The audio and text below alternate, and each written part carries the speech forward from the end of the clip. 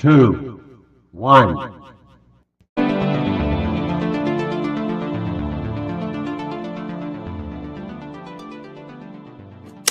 Hello and happy Sunday. Back with a few bold predictions for the 2026 NFL season. Next week, going to start the divisional previews. But today, last week we talked sleepers. Today, I want to talk a few bold predictions. So first, I'm going to give you some bold predictions about the four fantasy positions, and then a couple bold predictions for the playoffs. Late night last night with fireworks, so forgive me for a few stumbles. I'll start with quarterbacks. First bold prediction, Tua Tagovailoa. I think he is going to start all season for the Atlanta Falcons, and better than that, I think he's going to finish top 20. The last time we saw him start a full season with a good team that had weapons in Miami was 2023. He finished as a top 12 option. Now, I don't think he's going to go that high for Kevin Stefanski and Atlanta, but this is a team that has Drake London and Kyle Pitts and Bijan Robinson. That's a pretty loaded set of weapons. They have a decent offensive line. And more importantly, Michael Penix Jr. coming off of his third ACL tear still hasn't been cleared for contact. We don't know when or if he's going to get into the mix. Tua has been killing it all summer. I think there's a reason they picked him up, and I think he starts well and stays there. The NFC South is a division that it doesn't take an incredible season usually to get you into the playoffs. I think Atlanta is going to be in the mix throughout the season, and Tua is going to be playing well enough that they leave him in there. My second quarterback bold prediction is that Kirk Cousins plays 5 or fewer games this season. I've enjoyed Kirk Cousins. He's been a solid starter throughout this league. Didn't seem to have much of a market this offseason, didn't end up in a location where you thought maybe he would be the answer at starting quarterback. The Raiders not going to be that team. They took Fernando Mendoza, and while I think Cousins will start week 1, I don't think it's going to be a long time before we see Fernando Mendoza. I think it may end up being a little bit like the situation with the Giants last year where Russell Wilson was the starter in week 1, and we saw Jackson Dart before October. And I just think that that's where we're tracking. I think the Raiders are in a very tough division. I think they have a young coach who's going to want to show what he's got. They still have some holes, but they are going to want to roll Mendoza out there. The fans are going to want to see Mendoza, and I don't think the Raiders are going to get off to that hot of a start. Going to running back, but staying in the AFC West, bold prediction, Omarion Hampton finishes with less than 1,000 yards. Look, he was one of the big rookie pickups in the draft last year. I understand if you've taken him and you're banking on him, and I like Mike McDaniel as an offensive play caller, but I'm not sure I trust Hampton to stay healthy and available. He was limited to 9 games and only 6 starts last year. Only ran for 525 yards. He looked pretty good when he was on the field at times, but I just don't know how sustainable that's going to be. He was not a player I was incredibly high on. I am lower than most, so that's where I'm going. But I am high on this next player, a 7th round pick a year ago. I think Kyle Monangai is going to finish with more fantasy points than DeAndre Swift. And I know if you're looking at it last year, Swift was running back 15, Monangai only running back 30. And that is a pretty healthy spread. But if you look at the actual yardage, Swift barely over 1,000 yards. Monangai was 783. They were pretty close. Swift had a few more receptions and had a few more touchdowns. Monangai really coming on toward the back half of the year. He was a rookie last year, would have been a slower start, a 7th round rookie at that, really established himself. I like what we've seen. DeAndre Swift going into a contract year. I think Monangai ends up with a bigger piece of the pie. Moving on to wide receivers, I think the Broncos will have 2 1,000-yard receivers. Their big acquisition this offseason was Jalen Waddle, who came over from the Dolphins. But last year, they had a pretty solid guy in Cortland Sutton, who finished as wide receiver 13. Despite the dumpster fire that was the Dolphins season, Waddle finished inside the top 24 as well. And I think these guys are going to power the passing game.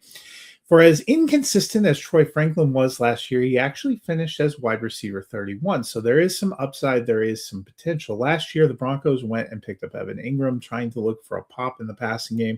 Didn't really work out. I don't think tight end is going to be the focus. I think they're going to use those two receivers on the outside and then mix in some other people. But I think it's going to be Waddle and Sutton pretty consistently dominating this season. I think both will end up going over 1,000 yards and both will be solid wide receiver twos.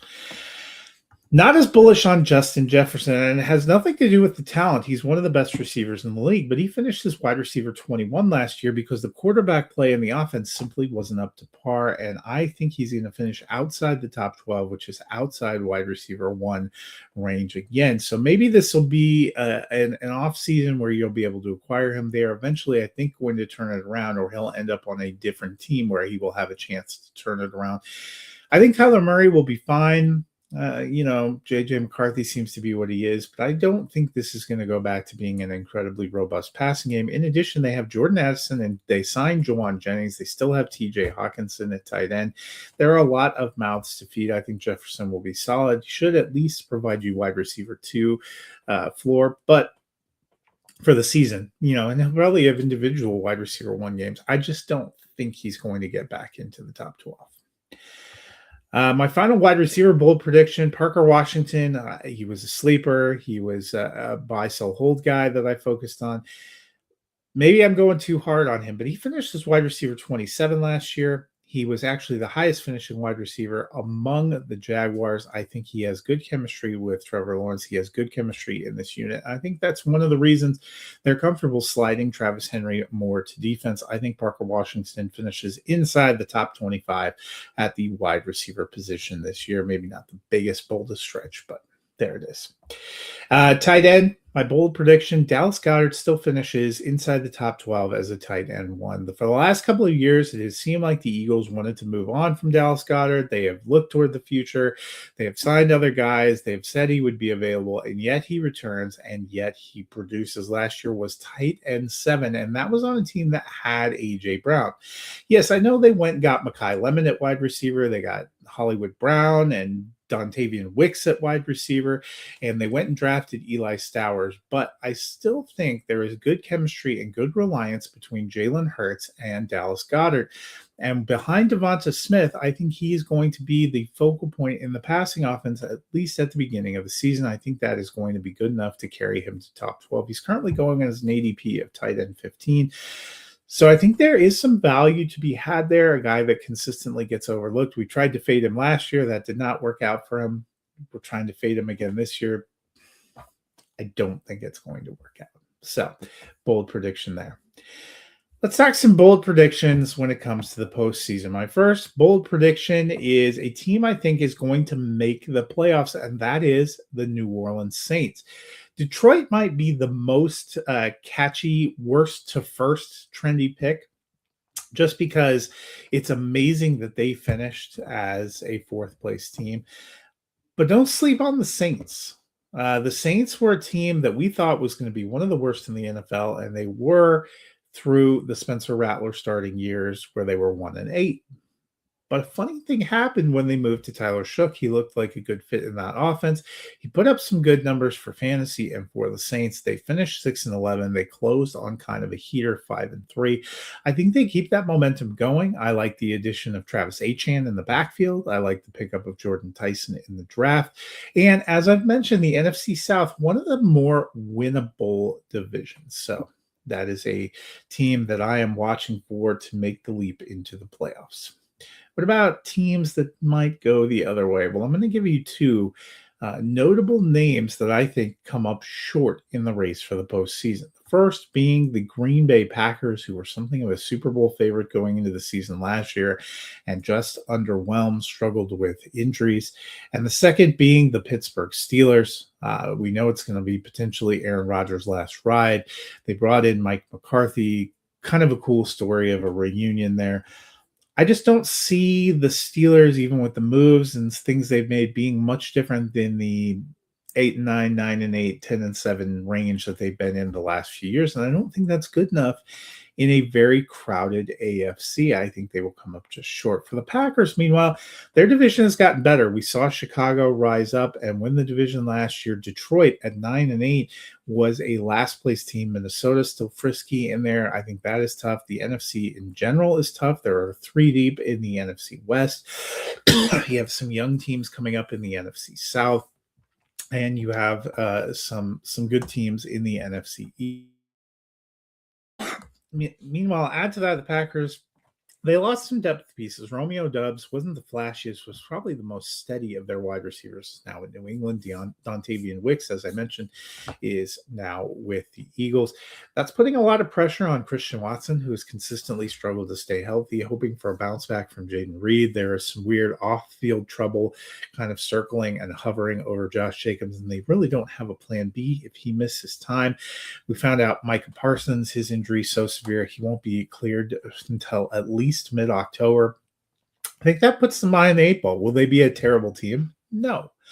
But again, 9 or 10 wins in this NFL landscape might not be good enough to get you in. And I think these are 2 teams that will be on the cusp throughout most of the season that will come up just short. Well, that'll do it for today. That's just a few bold predictions for this upcoming NFL season. I know you're as excited as I am. We will see how things all pan out. But I will be back next week starting with division previews, and we are going to start with the reigning Super Bowl champions division, and that would be the NFC West and the Seattle Seahawks. So until then, have a wonderful week.